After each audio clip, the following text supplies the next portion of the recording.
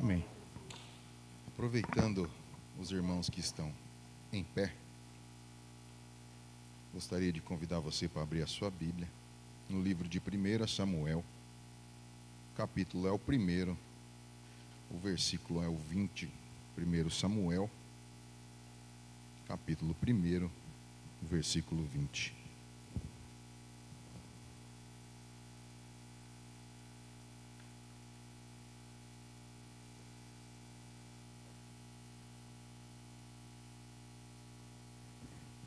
Amém. Diz assim: Assim Ana engravidou e no devido tempo deu à luz a um filho e deu-lhe o nome de Samuel, dizendo: Eu o pedi ao Senhor. Amém? Vou repetir. Assim Ana engravidou e no devido tempo deu à luz a um filho e deu-lhe o nome de Samuel, dizendo: Eu o pedi ao Senhor. Amém? Você pode se assentar. Eu gostaria de lembrar aqui que o dia que a gente vai pregar, parece que o culto passa rapidinho, né? Mas realmente hoje passou rapidinho, né? 3 hinos, uma oração, uma palavra, outra oração e cá estamos nós, né? Tomara que a mensagem não demore.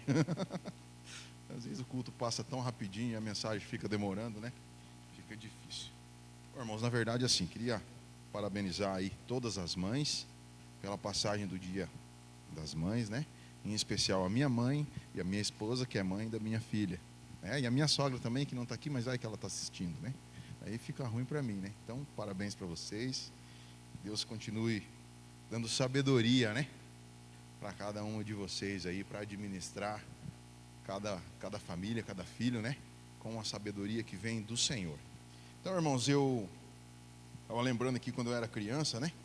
E ontem de manhã eu estava comentando ali em casa que quando eu era menorzinho, em tempo de escola, tinha um versinho que dizia assim, né?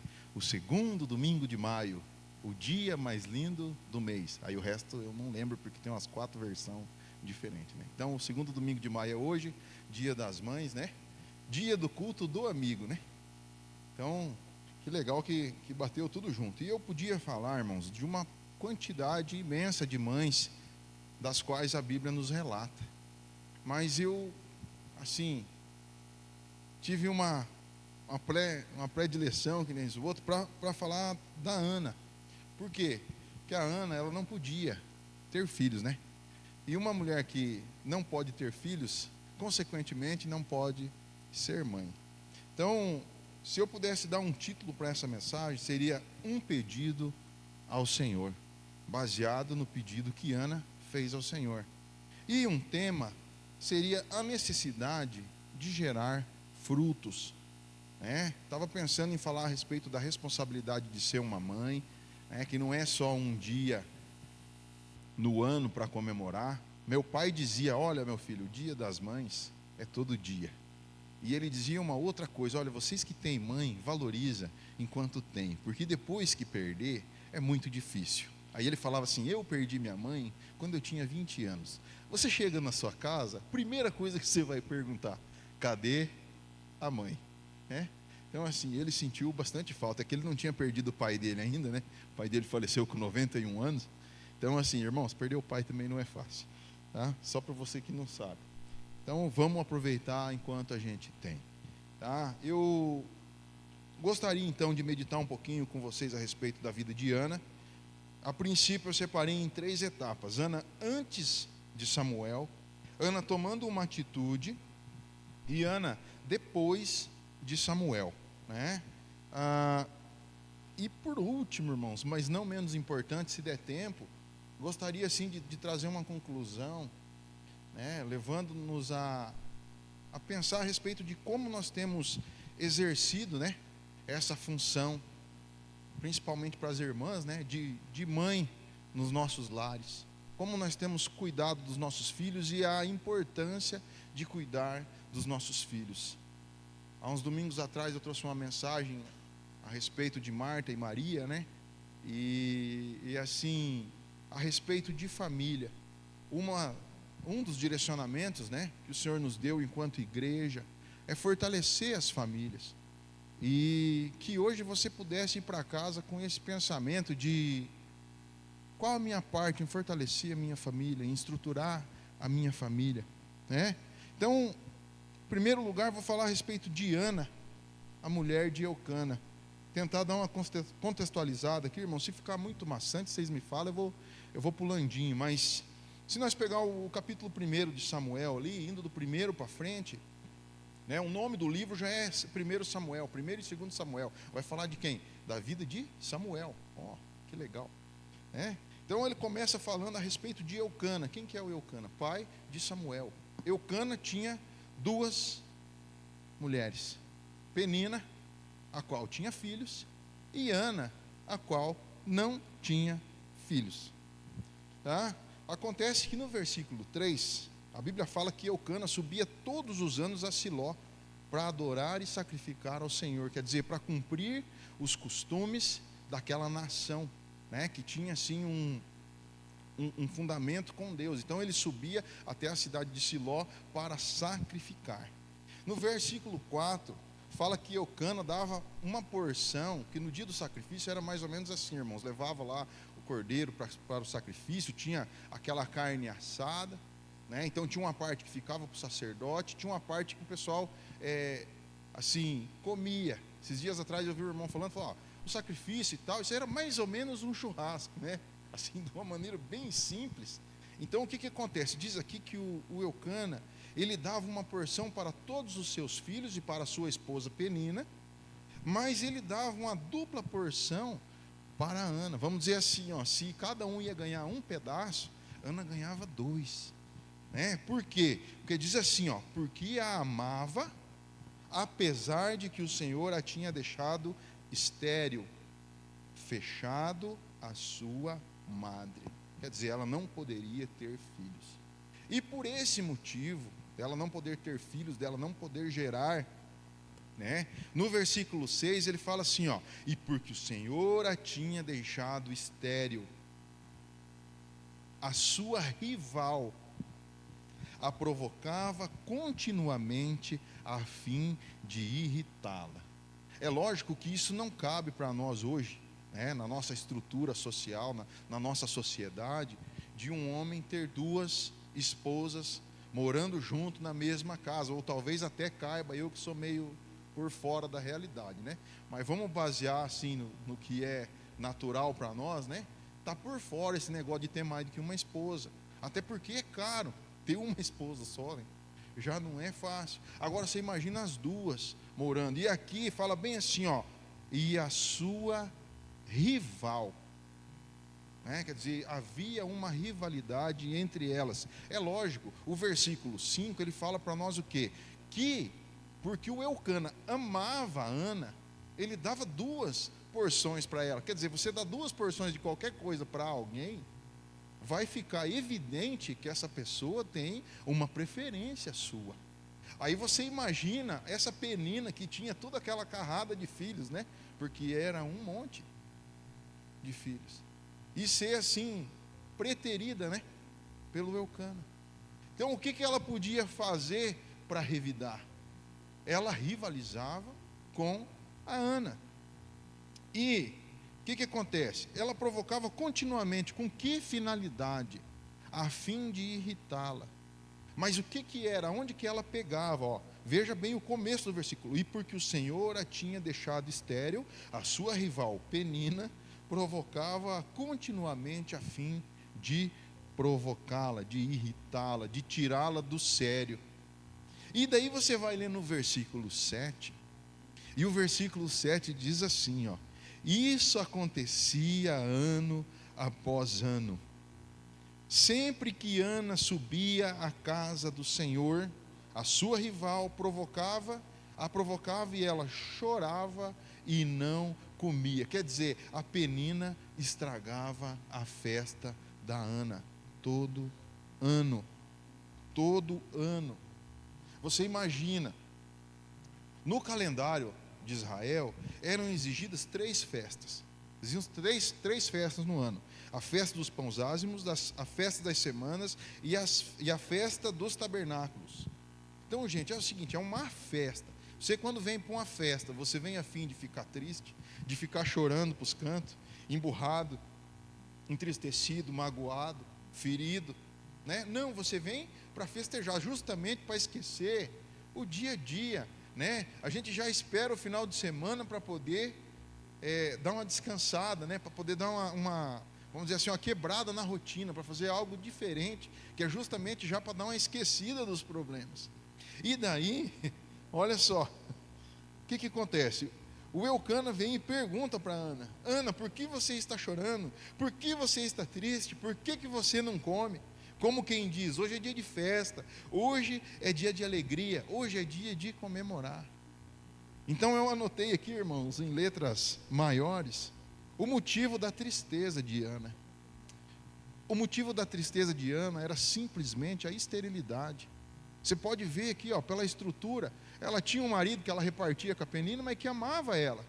Tinha provavelmente um lugar para ficar, tinha um lugar para se abrigar, tinha condições, estava, né, num contexto assim, um marido que podia ter 2 mulheres naquela época, era alguém que tinha condições, né?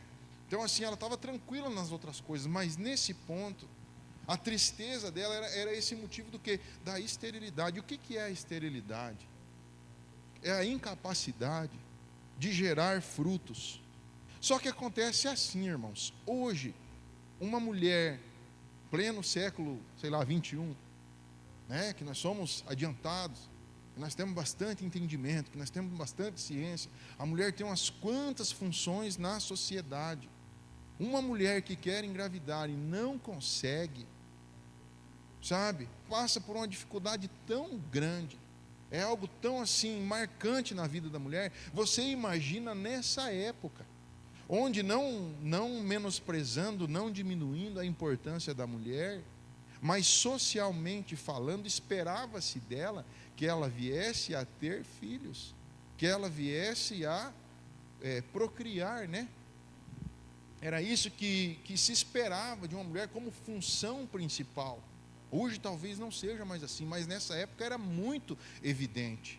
Então, naquela época, para uma mulher ser estéril era um motivo de desonra, era um motivo de se sentir assim fracassada, era motivo de se sentir envergonhada, uma vergonha social para o marido. Por quê? Os filhos eram parte importante da estrutura econômica da família. Um filho a mais era uma mão de obra a mais. Nós não vamos muito tempo atrás, no tempo dos meus avós, né, talvez dos meus bisavós ali, nascia um filho, quer dizer, é mais um que vai ajudar no serviço, é mais um que vai trabalhar em prol da família. Era assim que funcionava. O meu pai contava que com 5 anos de idade ele já tinha uma rocinha lá para ele carpir. Lógico, talvez não era exigido dele como fosse exigido de um adulto, mas já tem aquele ditado que diz, né, serviço de criança é pouco, mas quem perde é louco, né? Porque trabalhava todo mundo, pegava-se parelho, né? Então quanto mais filho tivesse, mais mão de obra, né, mais assim próspero corria o risco de ser, vamos dizer assim. Então, além disso, ainda para manter a linhagem do patriarca e do clã, né? Então, se uma mulher não pudesse ter filhos, tá, poderia acontecer, tá, dela providenciar que o marido tivesse filhos com uma serva, né? E o patriarca, se assim, tendo o filho da serva, era como se tivesse filho dela. Se você pegar a família de Jacó, né, ele tinha 2 esposas, Lia e Raquel. Lia podia ter filhos, Raquel ela não podia ter filhos. Tinha 2 servas, uma de cada uma das esposas, e tinha filho de todas. Então era uma galera, era um monte de gente, né? Era assim um motivo social, né? Então se não acontecesse isso, até divorciar-se da sua esposa o marido poderia, né?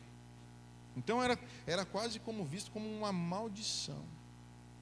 E daí eu te pergunto, se você fosse irritado a esse ponto, né, de ser chamado assim, de maldição, de ser chamado de motivo de vergonha, de desonra, ser chamado de fracassado, qual festa que você queria ir, que você ia estar com fome e com vontade de comer?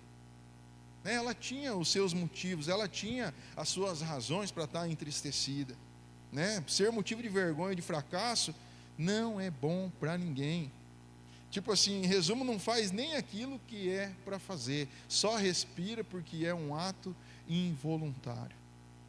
Aí, aquilo que era para ser uma festa para Ana, acabava se tornando em uma tormenta. Com certeza ali ia pensando assim: meu Deus, está chegando os dias de subir para sacrificar ao Senhor, e essa Penina vai me enchendo o saco daqui lá, e ela vai ficar me jogando na cara, porque o versículo 7 diz assim, ó: de ano em ano isso acontecia. E eu me lembrei assim que nesse tempo provavelmente o povo ia a pé. E eu li em algum lugar lá que isso aqui dava em torno de uns 48 quilômetros mais ou menos de distância, essa cidade onde o Eucana morava até onde ele ia sacrificar. Gente, 50 quilômetros, vamos dizer assim, que o povo caminhasse bem, com toda a criançadinha, as mulheres, provavelmente algum animal junto, enfim, né? Ó, no mínimo uns 4, 5 dias caminhando aí, bem caminhadinha, talvez até mais. Você já imaginou, irmão, 5 dias você com alguém te perturbando no caminho de ida e no caminho de volta, menosprezando você, trazendo as tuas falhas, os teus defeitos, jogando na tua face, né? Então assim, ó, o que eu me lembrei? Quando eu era criança, a gente ia na igreja que era perto de casa, não que aqui não seja, mas lá era perto de casa também. E daí assim, às vezes ia no culto das irmãs na quarta-feira de tarde, às vezes no sábado à noite, e estava assim, tempo de verão, e a gente ia de a pé por algum motivo ou outro, um culto durante a semana. E daí juntavam as 2, 3 famílias que moravam tudo para o mesmo lado, e a gente vinha a pé embora caminhando. Foram poucas vezes, talvez por isso eu me lembro assim com alegria, né? Meu pai sempre teve carro, graças a Deus, pelo menos depois que eu nasci.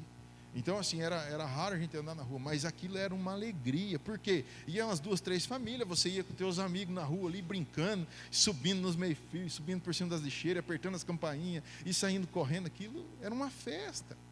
Agora você imagina alguém empurrinhando você, apontando teus defeitos. Você quer fazer o quê? Você só quer sumir.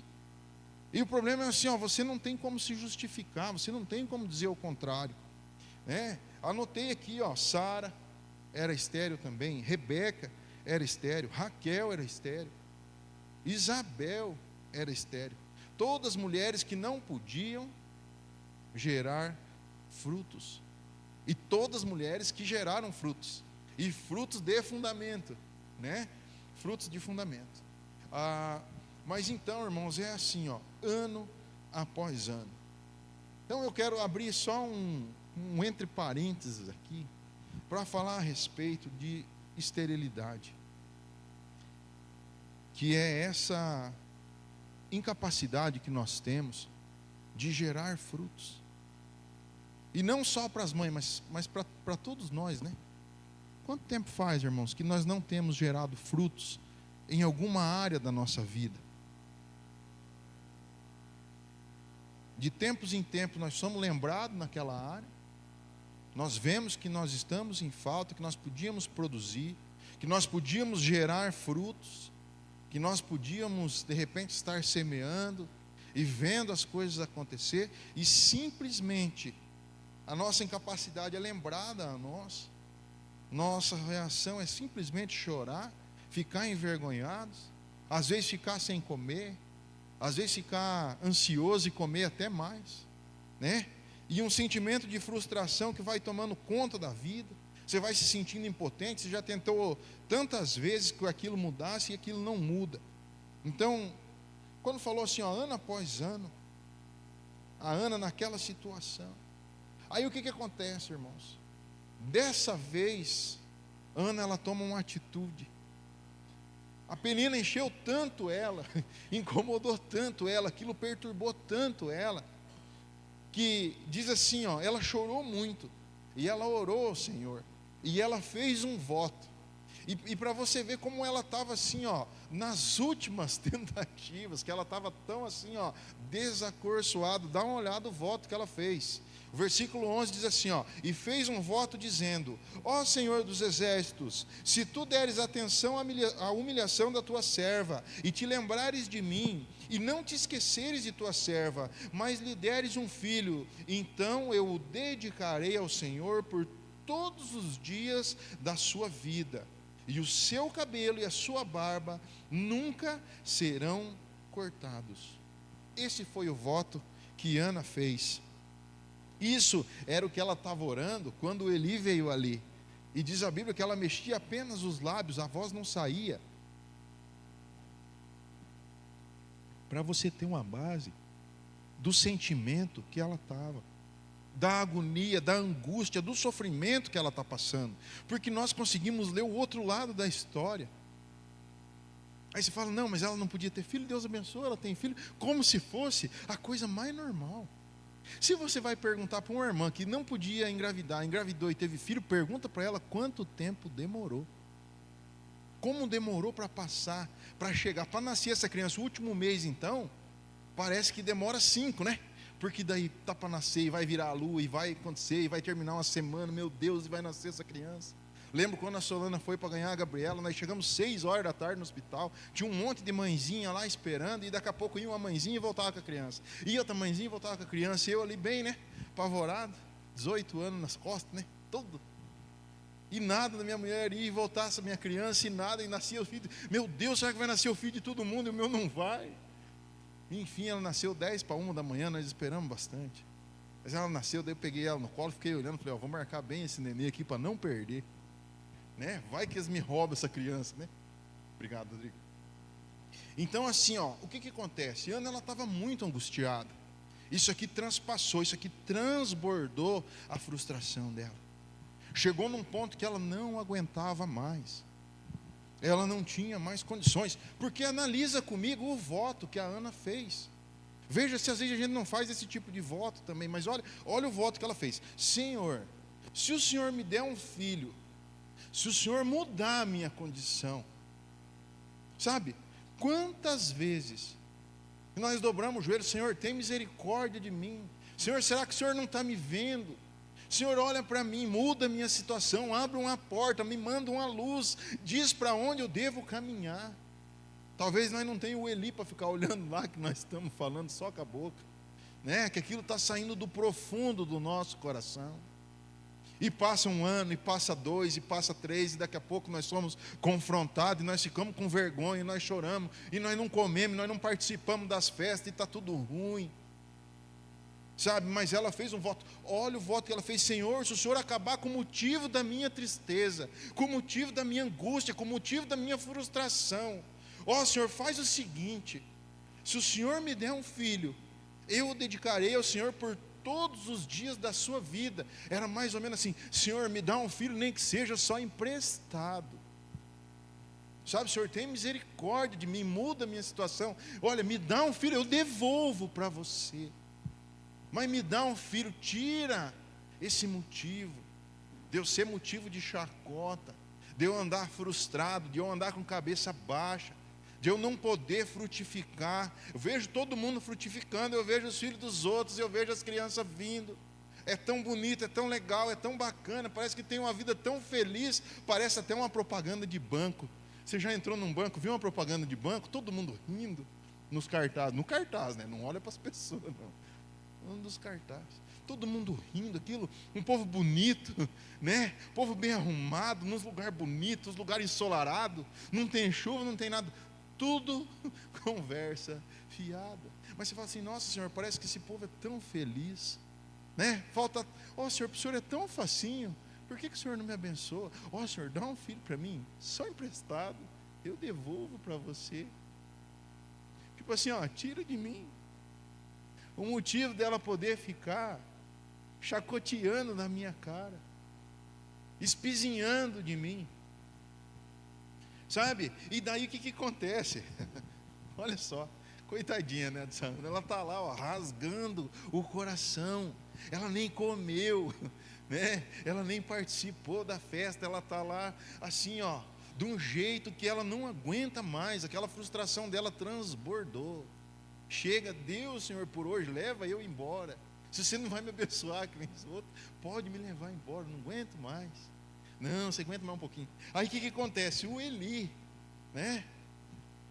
O profeta, o homem de Deus, vem lá e fala assim: até quando você vai continuar embriagada, minha filha? Está bêbada, essas horas, larga o vinho, larga a mão de cachaça, né? Se fosse hoje, né? Larga, entende? Foi isso que ele respondeu para ela. Tipo assim, olha, você não entendeu nada. Aí ela vem se justificando. E daí você vê, irmão, assim, na frustração dela.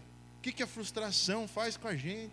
Você vai se acostumando naquela situação, naquela vida mais ou menos, naquela vida que os outros dão fruto, naquela vida que os outros vão para frente, né? Naquela vida que a vida das pessoas fazem. Chega na tua, para. E você simplesmente chora. Simplesmente você não toma uma atitude. Mas Ana, esse dia ela estava resolvida. Então ela vai e fala com o homem de Deus, fala assim: olha, não se trata disso, meu Senhor. Olha como ela se sentia. Sou uma mulher muito angustiada. Não bebi vinho, nem bebida fermentada. Eu estava derramando a minha alma diante do Senhor. Sabe, Eli, isso aqui não é vinho, isso aqui não é cachaça, isso aqui é angústia, isso aqui é dor, isso aqui é sofrimento. É a minha incapacidade de gerar frutos gritando no meu interior. Sabe, irmãos, de verdade mesmo. Estava preparando essa mensagem. Quando chegou nessa parte, eu tive que parar. De verdade. Eu não sou muito emocionado. Mas quando chegou nessa parte que eu tive que parar. Você imaginou que a angústia da mulher, a dor dela, o sofrimento dela era tanto, que estava gritando de dentro para fora.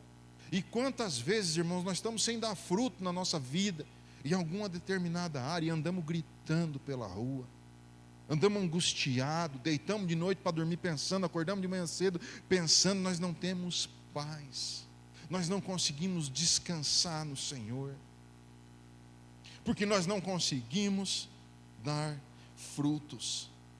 Ela está dizendo assim, olha, o 16, não julgue a tua serva, uma mulher perversa. Tem uma tradução que diz assim, ó, é uma filha de Belial, e a ideia é o seguinte, é uma pessoa que não serve para nada. Não julgue a tua serva como uma mulher que não serve para nada. Estou aqui orando até agora, por causa da minha angústia, da minha tristeza, da multidão dos meus cuidados e do meu desgosto, é que eu tenho falado até agora. Você entende, irmão, a necessidade de frutificar, a necessidade de dar frutos, a necessidade de fazer alguma coisa de importância. Você vai levando a vida vai passando, as coisas vão acontecendo, e quando você vê, você se torna uma pessoa amarga. Você fala, isso não dá certo, não é assim que funciona, a vida é triste mesmo, não há um motivo para cantar, não há um motivo para sorrir, não há um motivo para nada. É do meu desgosto que eu estou falando até agora.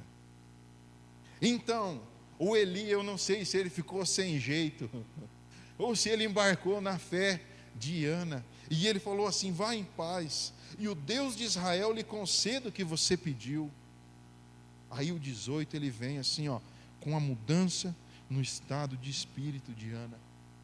Então ela seguiu o seu caminho, comeu, e o seu rosto já não estava mais abatido.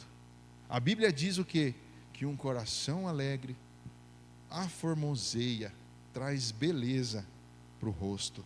E o rosto da Ana mudou. Aqui é onde nós podemos perceber que a situação dela ainda não tinha mudado. Ela não tinha filho ainda. Ela não tinha concebido ainda, ela não estava esperando, ela não estava gerando, mas a situação dela mudou.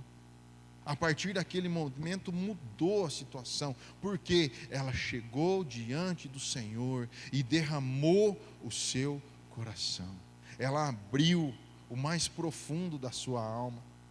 Porque diz ali, irmãos, que não era nada de diferente, foi o Senhor quem fechou a sua madre. E por isso a Penina é que ficava tirando sarro dela, fazendo chacota dela, fazendo com que ela sofresse. No versículo 20 diz assim, ó, que foi o que eu li aqui: e sucedeu que, passado algum tempo, Ana concebeu e deu à luz um filho, e chamou o seu nome Samuel, porque dizia ela, o tenho pedido ao Senhor. E Samuel significa pedido a Deus, ou ouvido por Deus. Essa é a tradução. Então assim, irmão, só para você não ficar muito bravo com a Penina, porque eu já estava ficando injuriado lá em casa. Olha o tipo dessa mulher, por que ela estava fazendo isso? Mas assim, você sabe, às vezes o Senhor coloca umas peninas na nossa vida, para nos incentivar, para nos jogar na face, talvez, a nossa incapacidade, para nós enxergar que às vezes nós não temos condição mesmo, por nós mesmos, de resolver, mas para nós nos achegarmos ao Senhor. Então a penina foi uma ferramenta, tá? Para quê? Para incentivar a Ana a buscar por frutos. Sabe, começa a analisar na tua vida. Se não tem alguém na tua vida que você acha que te incomoda, que te perturba, né? Que não é de repente só um incentivo do Senhor, para que você possa mudar de posição, para que você possa buscar Ele mais profundamente. E o que acontece, irmãos? Eu vou um pouquinho mais para frente e já está acabando. Cumprindo o voto. Olha só, a Ana fez o voto, agora o filho está com ela. O Senhor já deu o filho para ela, ela tem o filho. E daí você vai lendo ali, no outro ano, o Eucana vem lá e fala assim: Ana, vamos subir para nós sacrificar. Fala: não, eu vou ficar em casa, eu vou dar de mamar para esse nenê, eu vou cuidar dele, porque daí quando ele desmamar, eu vou lá e vou entregar ele na casa do Senhor. É isso que eu vou fazer, mas por enquanto ele é meu, vou segurar ele aqui para mim. E daí no 24, Samuel, capítulo 1, 24, diz assim, 1 Samuel, aliás, depois de desmamá-lo, levou o menino ainda pequeno à casa do Senhor em Siló, com um novilho de 3 anos de idade, uma roupa de farinha e uma vasilha de couro cheia de vinho. O desmame da criança ocorria mais ou menos aos 3 anos de idade. Mais ou menos, tá? Pode ser que tinha até uns 5. Se você for ver na Bíblia lá, o desmame de Isaac, né? O Ismael ficou tirando sarro dele lá, e a Sara viu e falou para Abraão, falou: manda esse teu filho embora, e essa tua serva também. Por quê? Foi na festa do desmame do Isaac. Depois dos 2 anos de idade, é muito mais uma questão de conforto para a criança do que de alimentação, propriamente dito, porque ele já está comendo outras coisas, né? Imagina a criança de 4 anos de idade, mama de pé já, né? Não precisa nem deitar para mamar, mama de pé. Ô mãe, dá um pouquinho. Eu mamei um pouco do leite da Fabinha e da minha outra irmã também, né? Então eu sei o que é mamar de pé. Então, irmãos, é assim, você veja bem, uma criança com 3 anos, com 4 anos, com 5 anos, já está falando de tudo, já está entendendo, você já tem apego na criança. Você já imaginou, irmão? Quem que é o nenê pequeno que nós temos aqui hoje? Quem que é o Filipinho? Cadê o Filipinho? Está dormindo. Está no colo da Solana. Cadê? Você já imaginou levar o Filipinho e entregar na igreja? Tem condição? Não entrega. Não entrega. Sabe por quê? Porque já tem um sentimento. Já rola aquele amor, já tem assim um apego. Fala: Senhor, me perdoa. Fui fazer esse voto na hora do desespero, né? Tem misericórdia de mim, não mata o neném não, mas ó, deixa ele ficar comigo, está tão bonzinho aqui. Estou mentindo? Estou mentindo? Não é verdade? Sabe, a gente faz voto para o Senhor a moda louco, a torta e direito, e daí você está naquela hora daquele apavoro e você vota e depois você não cumpre. Sabe? Olha, irmãos, diz uma parte na Bíblia assim, ó, que eu pego para mim muito firmemente assim, ó, que é melhor não votar do que votar e não cumprir. Então, se você fez um voto, irmão, cumpre teu voto.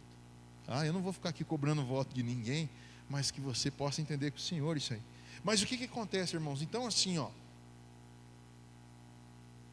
quando ela desmamou o nenê, ela foi cumprir o voto dela lá, e ela foi devolver o nenê por Jesus, porque ela pediu praticamente ele só emprestado.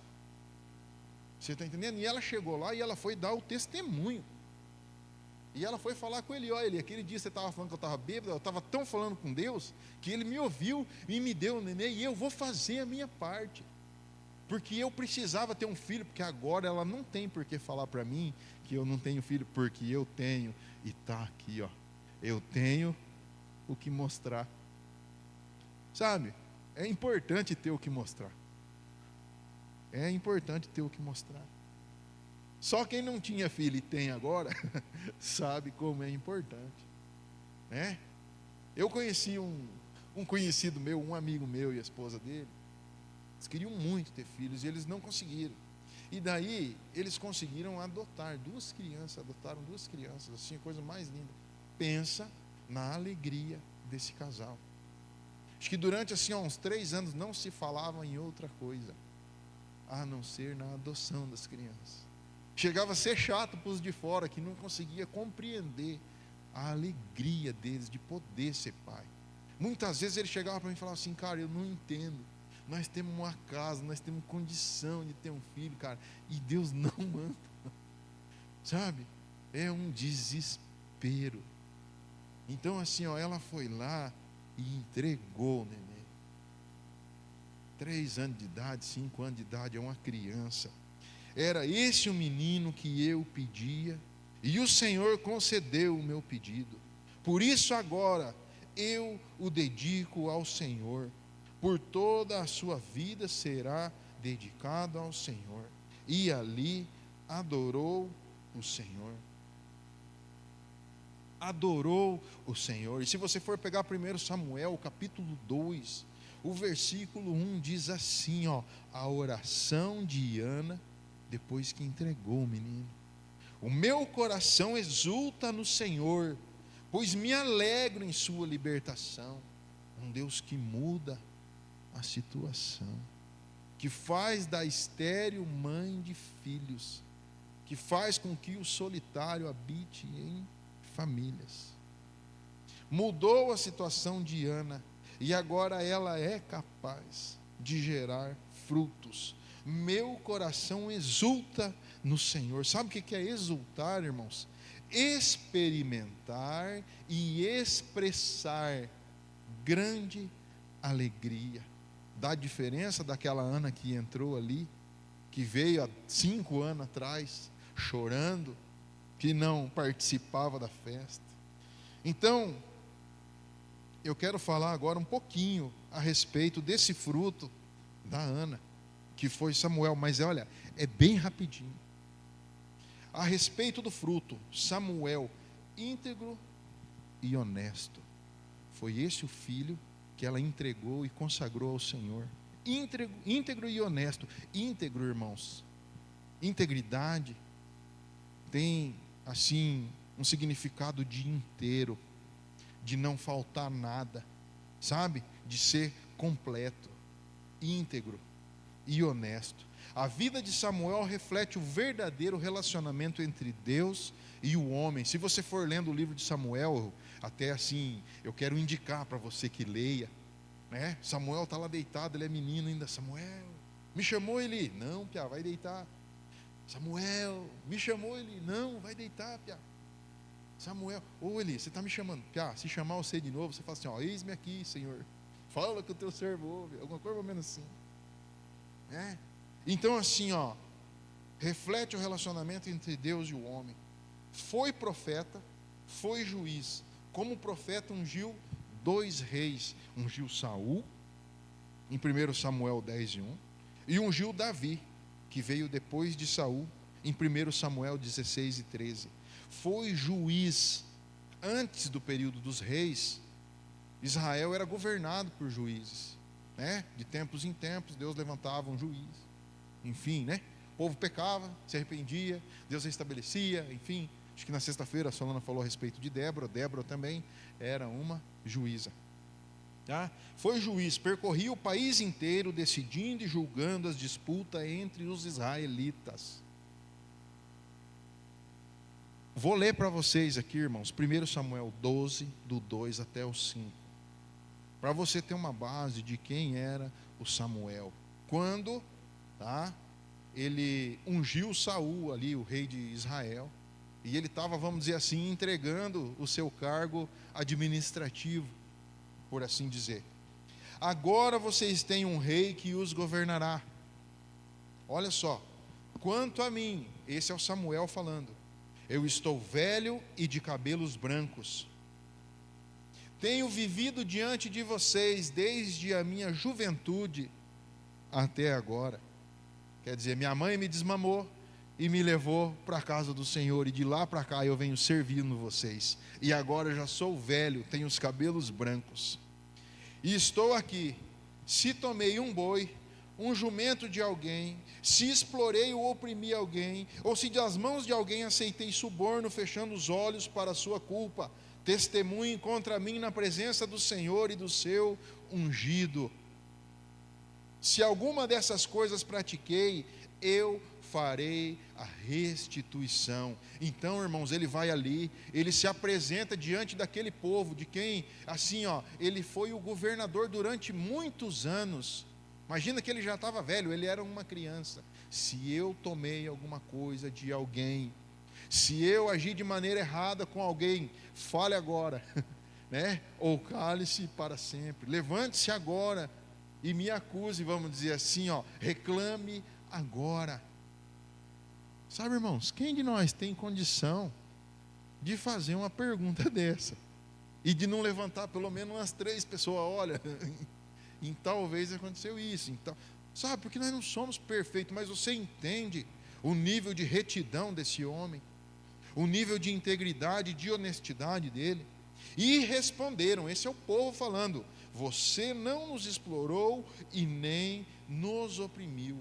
Esse é o povo respondendo, durante o tempo que você esteve no governo. Nem vou fazer uma comparação com as pessoas que passaram governando nós durante a minha vida. Eu estou com 40 anos. Vou fazer 41 agora, final do mês. Você já imaginou você pensar isso de um governante, que ele nunca tirou nada de você, que ele nunca oprimiu você, que ele nunca se aproveitou da situação? Esse era o filho que a Ana pôde gerar ali. Foi esse o filho que ela entregou para o Senhor. O Senhor é testemunha diante de vocês, e bem como o seu ungido é hoje testemunha de que vocês não encontraram culpa alguma em minhas mãos, e disseram: ele é testemunha, o Senhor é testemunha. Quantos de nós pode chamar o Senhor como testemunha nossa? Assim, só pelo fazer, não pela misericórdia de Jesus, que nos santifica, que nos purifica, que transforma a nossa vida, pela graça transformadora, mas não, pelas atitudes da nossa vida. Esse foi Samuel, esse é o fruto de Ana. Então, para nós concluir, irmãos, e agora é a conclusão de verdade, Marcelo, 40 minutos, de que maneira você, como mãe, que está exercendo o seu ofício, de que maneira você tem gerado os teus frutos? Como tem cuidado e instruído os seus filhos? Simplesmente você tem pego a sua tabela de valores e aplicado na vida dele? Às vezes, nós não temos noção da autoridade que está sobre a vida de um pai e de uma mãe. E muitas vezes nós, como pais, nós pensamos assim: não, eu vou ensinar para ele do jeito que eu aprendi. Eu aprendi assim, e assim está certo, e isso e aquilo e aquele outro. Pelo amor de Deus, irmãos, eu não quero ensinar você como que você vai educar o seu filho. Não é isso, mas eu quero abrir um pouco a tua visão, se for possível, para você meditar a respeito disso e orar ao Senhor a respeito disso. Cada filho que você tem em casa, independente da idade dele, pode ser que ele seja pequenininho assim, que nem o Filipinho. Ele é uma pessoa pequena. É isso. Ele é uma pessoa pequena. Você é uma pessoa um pouco maior, maior que ele. Sabe? Que você possa pensar a respeito disso. Que o Senhor mandou ele lá na tua casa. Sabe? Existe, irmãos, assim, uma autoridade vinda da parte do Senhor sobre a vida da mulher. E muitas vezes nós menosprezamos isso. E eu anotei aqui, Provérbios 14:1, que diz assim: a mulher sábia edifica a sua casa, mas a tola com as próprias mãos derruba. A mulher sábia edifica. Irmão, sabe o que quer dizer edificar? Construir. Você já viu uma casa sendo construída do dia para a noite? Uma edificação, algo ser feito do dia para a noite? Muito difícil. Geralmente demora. Construção é o que? Dia a dia. Então assim, a mulher sábia, ela edifica, ela constrói a sua casa. Como que tem sido lá na tua casa? Como que você está agindo? Sabe, é muito legal ser mãe, parabéns, tenho filhos, ganho presente, vou almoçar fora, tal, aquela alegria, poder encher o peito e dizer assim: não, olha, eu posso gerar frutos. A Ana também podia agora, né? Está feliz, mudou a situação dela. Sabe, mas como que você tem cuidado desses filhos? Como você tem edificado a tua casa? Ah, mas o meu marido, não é problema dele. Ele tem a função dele dentro da casa, mas a função de edificar o lar é tua. Como que você vai edificar sozinha? Não tem jeito. Dobra o teu joelho e tenha um relacionamento com o Senhor, para que Ele possa te ensinar como fazer. Olha só, é em Provérbios também, 31, 25 e 26, que fala da mulher de Provérbios, né? Solana fala que é impossível uma mulher dessa, mas tudo bem. Diz assim, ó: reveste-se de força e dignidade, sorri diante do futuro. Sorrir diante do futuro é uma atitude. Geralmente, quando você vai olhar para o futuro, está todo mundo assim, ó, com medo. Você já viu alguém com medo sorrindo? Só se for, né, um disparo do sistema nervoso ao contrário, né? A pessoa começa a rir, mas está rindo de nervoso, né? Olha para o futuro e sorri. Por quê? Porque ela tem esperança, porque ela tem confiança. Fala com sabedoria e ensina com amor. Sabe, irmãos, Ana teve mais 5 filhos. Ela não teve só o Samuel. E ela não abandonou o Samuel lá na igreja, lá na casa do Senhor. Ela devolveu Samuel ao Senhor. Quer ver? Eu vou ler o 19 aqui, ó, 2 e 19. E a sua mãe lhe fazia uma túnica pequena, e de ano em ano lhe trazia, quando com o seu marido subia para oferecer o sacrifício anual. Muitas vezes nós temos criado os nossos filhos como se fossem nossos. Ah, Fernando, mas o meu filho não é meu. O seu filho é seu. Mas em primeiro lugar, ele é um filho de Deus que está lá na tua casa. E às vezes a criação que você teve não é a criação que o teu filho precisa ter. A mesma criação que você teve não é a mesma que você precisa passar para ele. Porque talvez o plano de Deus para a vida dele seja diferente do plano de Deus para a tua vida. Porque Deus tem um plano e nós podemos participar desse plano. Por isso nós precisamos buscar no Senhor, irmão, sabedoria e entendimento de como educar os nossos filhos, de como ser uma mulher sábia, de como ser um marido, né, sábio, de como, assim, ó, investir na nossa família de propósito, para que nós possamos ter uma família estruturada nos valores do Senhor. Sabe? Como mães, irmãs, gerar fruto na vida dos filhos, como sementes que germinarão e frutificarão como valores, sabe?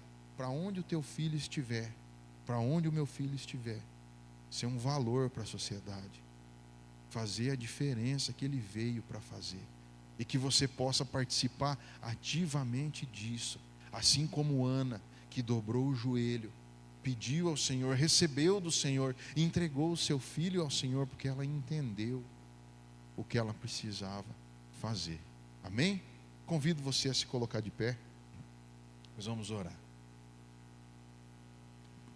Senhor Deus e Pai, Criador do céu e da terra, Pai de nosso Senhor e Salvador Jesus Cristo, eu te agradeço, Senhor, pela oportunidade, pelo privilégio, Senhor, que nós temos de parar para ouvir, Senhor, a Tua palavra, para meditar, Senhor, na Tua palavra.